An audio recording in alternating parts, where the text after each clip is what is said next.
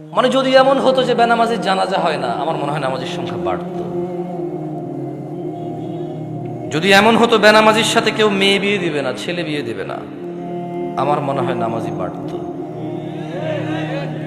যদি এমন হতো বেনামাজির সাক্ষী গ্রহণ করা হবে না, কি গ্রহণ করা হবে না, যদি এমন হতো যে বেনামাজি ছেলে তার নামাজি বাবার সম্পদের অধিকার পাবে না,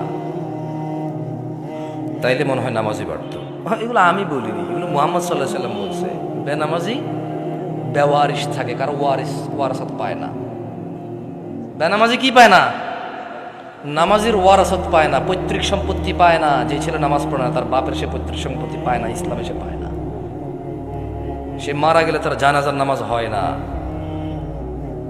বেনামাজি জামাই নামাজি বউ বিয়ে টিকে না হিসেবে। বাইনাল আবদি ওয়া বাইনাশ শিরকি ওয়াল কুফর তারকুস সালাহ। বান্দা শিরিক আর কুফরের মধ্যে পার্থক্য হচ্ছে নামাজ ত্যাগ করা। তো বেনামাজি নামাজি যদি বউ জামাই হয়, টিকবে না তো, থাকবে না এই সংসার।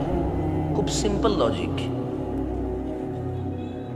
আপনি যেদিন হাদিসকে এভাবে দেখবেন, ওই দিন আপনি মানুষ হতে পারবেন। আদারওয়াইজ ওয়াজ শুনতে পারবেন, জুমায় যেতে পারবেন, খুতবা শুনতে পারবেন, কিচ্ছু হবে না। আর আমার মতো লোকজন নিয়ে এসে, আমার থেকে উন্নত লোকজন নিয়ে এসে কতক্ষণ নিজের এলাকার সুনাম করতে পারবেন? প্যান্ডেলে জায়গা হয় নাই রে, বিশাল বড় প্যান্ডেল, মানুষ আর মানুষ, হুজুর কাঁপায়া দিছে, ফাটায় দিছে। হ্যাঁ, এগুলো পারবে না, কিচ্ছু পারবে না। ঠিক কিনা? এই ঠিক কিনা? যতবার কমো ততবার ঠিক করবেন আপনারা, অভ্যাস হয়ে গেছে।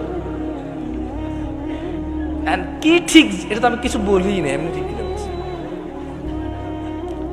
মানে আপনি মনে করতেছেন যে আমি আপনার ঠিক বেঠিকের উপরে ডিপেন্ড করে এখানে কথা বলবো? জীবনও না। তাহলে আমাকে আওয়ামী লীগ করতে হবে অথবা বিএনপি করতে হবে, নেতা যা করছে তা, বুঝলেন না? যদি আমি ইসলাম করি তাহলে তো নেতা যা বলে গেছে তা ঠিক, নেতা হলো মুহাম্মদ সাল্লাল্লাহু